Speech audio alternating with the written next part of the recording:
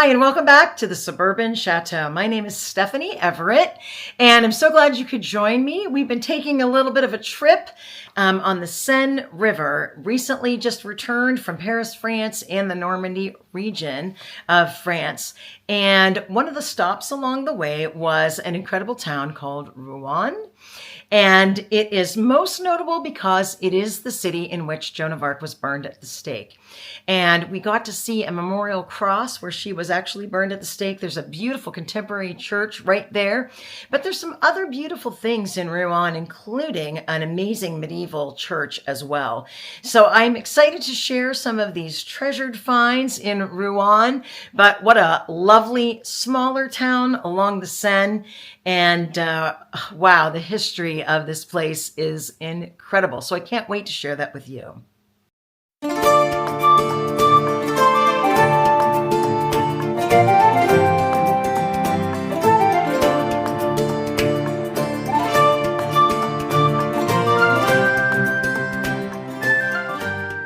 Rouen is a city on the River Seine in the northwest section of France. During medieval times, it was one of the largest and most prosperous cities in all of Europe. It had been one of the capitals of the Anglo-Norman and Angevin dynasties, which ruled both England and large parts of France from the 11th to the 15th century.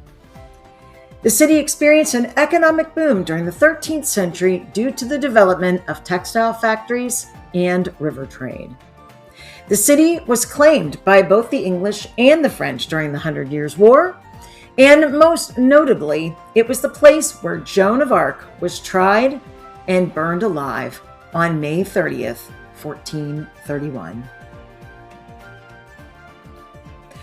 The Rouen Cathedral is quite an amazing structure that is famous for having 3 different towers, each representing a different period. The cathedral was built and rebuilt and renovated over a period of more than 800 years, with features from early Gothic, flamboyant Gothic, and Renaissance architecture. Christianity was established at Rouen in 260, and the cathedral was first established in 395. The cathedral was enlarged by several different archbishops over time, but it was seriously damaged in 841 by the Viking raids. By 1020, it was redesigned by the Archbishop Robert in the Romanesque style. In 1145, the Archbishop of Rouen began construction of the tower that is now called the Tower Saint-Romain in the Gothic style. And this is the tower that you see on the left-hand side.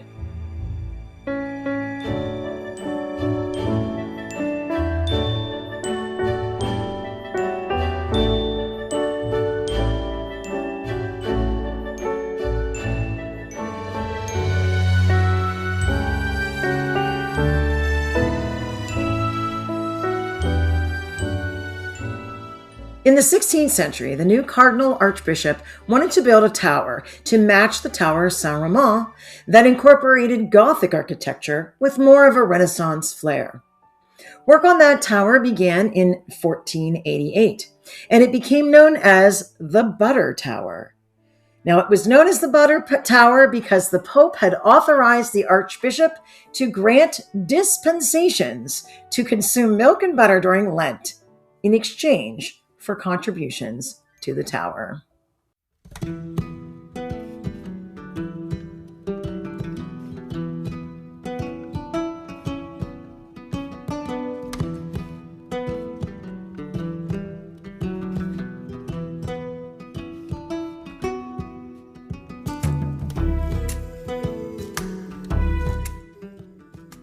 In 1562, the cathedral was badly damaged during the French Wars of Religion, and it was struck by lightning in both 1625 and 1642.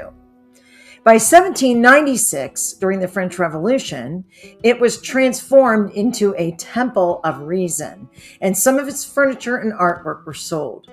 The railings were melted down to make a cannon. In 1822, lightning struck the central tower, and it was proposed to remake that spire from iron, which was completed in 1882. Unfortunately, the Cathedral of Rouen did not fare well during World War II, And in 1944, several bombs dropped by the British Air Force hit the church. And in June of 1944, just a few days before D-Day, the U.S. Air Force hit the Seine River Tower. By 1956, this church had been completely renovated.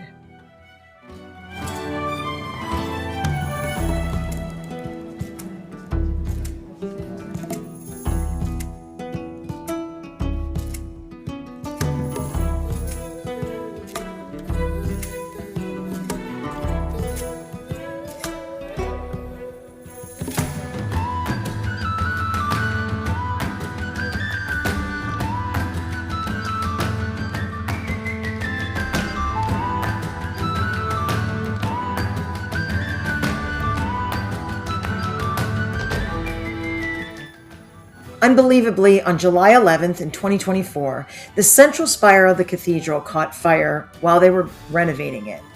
You could see that scaffolding in our first glimpse of the spire when we first saw the cathedral that day.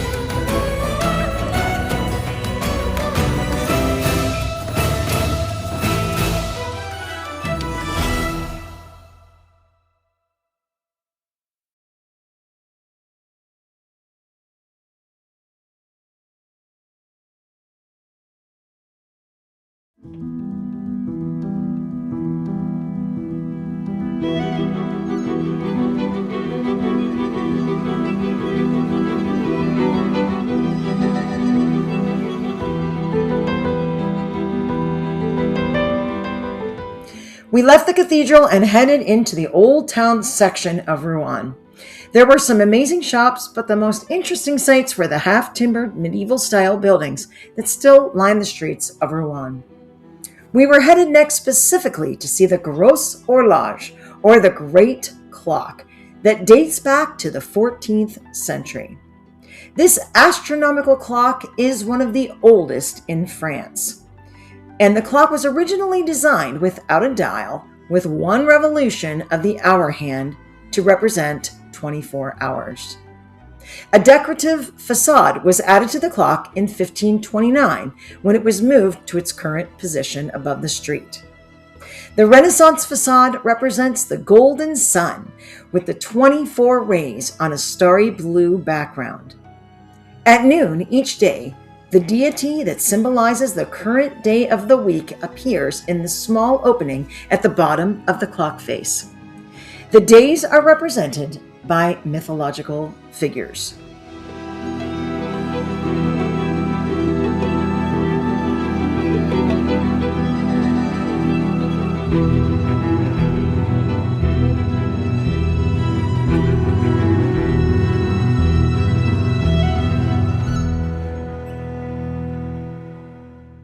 I personally chuckled anytime we ran into a Burger King or McDonald's or a Starbucks for that matter in Europe, but seeing them along these half-timbered medieval buildings on this ancient town was really something else.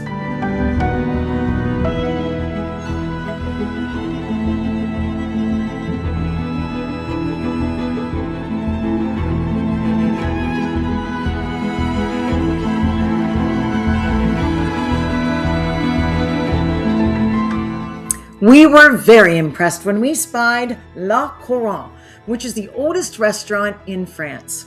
It is known for its flambéed duck dish that is prepared tableside. And in cooking lore, Julia Child had her first ever French meal at this restaurant, which supposedly inspired her career. Right in the very heart of Old Town Rouen stands a cross that denotes the spot where Joan of Arc was burned alive in 1431. Joan was a peasant shepherdess with a very active spiritual conviction. When she was just 13 years old, she claimed to have received visions from the Archangel Michael and others that instructed her to support Charles VII, whom she met in Chinon. In 1429, the king ordered her to liberate Orleans from British occupation, but she was captured and declared mad for her religious convictions and killed when she was only 19 years old. This incredible contemporary church, the Church of St. Joan of Arc, was inaugurated in 1979 in honor of Joan.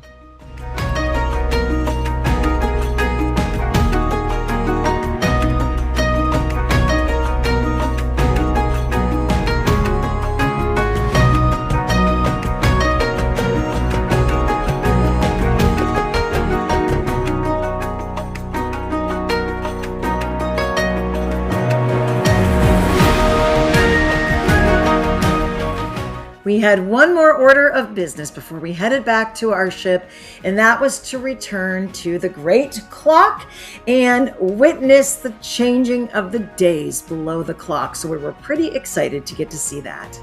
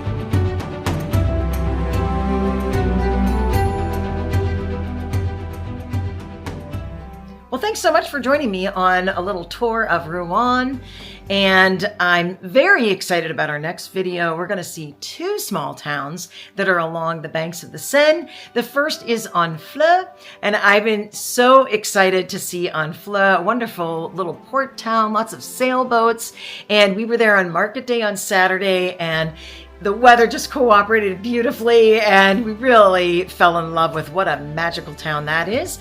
And then after our lunch, we went to a place called Entretot, which is a famous cliffside town and a famous kind of a seaside resort as well.